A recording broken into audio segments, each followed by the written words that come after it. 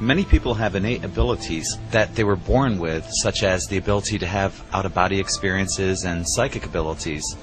In this video, we'll discuss ways to develop these abilities in which you should start seeing immediate results within your first week. An aura is an energy field that surrounds all living and non-living things. Everything is interconnected in our solar system. Each one of the cells in our bodies generates electricity. As we've seen with lightning, electricity connects with other bolts of lightning to create chain lightning, as like attracts like. Your aura is an electromagnetic field that surrounds your body. Look into a mirror and gaze at a spot a few inches away from your ear or the top of your head. At first, you might see a nearly invisible field of energy, about 1 inch from your head. As you continue to focus on this area, a color will begin to show. This is the color of the energy your body is emitting. It's like a lie detector. You can tell if people are living in negativity or fear by the color of their auras, which will have red or black in them. You can also see auras in other objects, such as a tree or a seashell. With practice, this ability will become easier and easier to do. Gregg Braden mentioned a study in which mass meditation was used to measure global effects on behavior and proving how everything is connected. The results of this test showed that the act of consciousness affected behavior. Crystals can be seen as plasmatocytes in a blood analysis.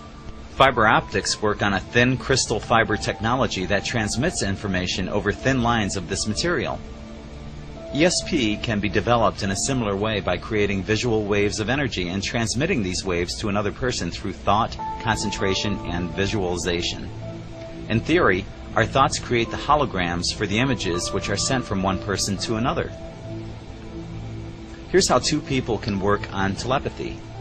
Find 5 pairs of small household items.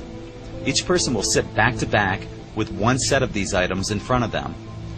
One person will pick up an item and try to send a telepathic message to the other, while the other tries to guess what that item is. The person sending the telepathic message can experiment in different ways on telepathically sending the object, such as envisioning many of the same objects in a group or associating the object with your other senses. When the person has guessed which item was sent telepathically, both participants will hold the item out to their side to compare their results. If you're using 5 items, you have a 1 in 5 chance in guessing correctly. If your results are over 20% correct, then you're beating the probability of chance. If your results are over 50%, then you're developing this ability quite well.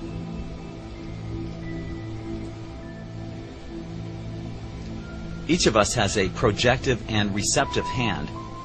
Our receptive hand is the opposite of the hand that we use the most. In other words, if you're right-handed, your receptive hand is your left hand.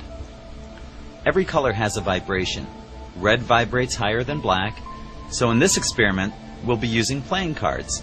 Try to find a blue deck of cards, because a red deck might throw you off.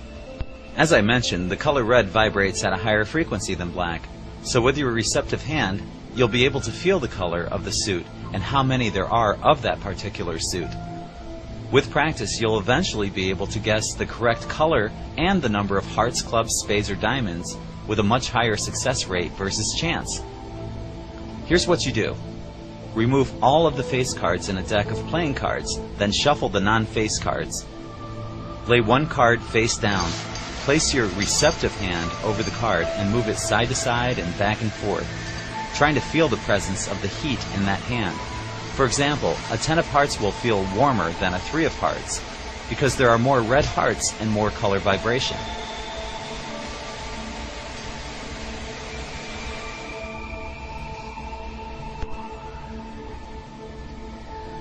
Similar to telepathy, telekinesis uses the mind to move objects. There's a plethora of information about this on YouTube, but I'll cover this briefly on this video. Telekinesis is very difficult to do and takes incredible concentration.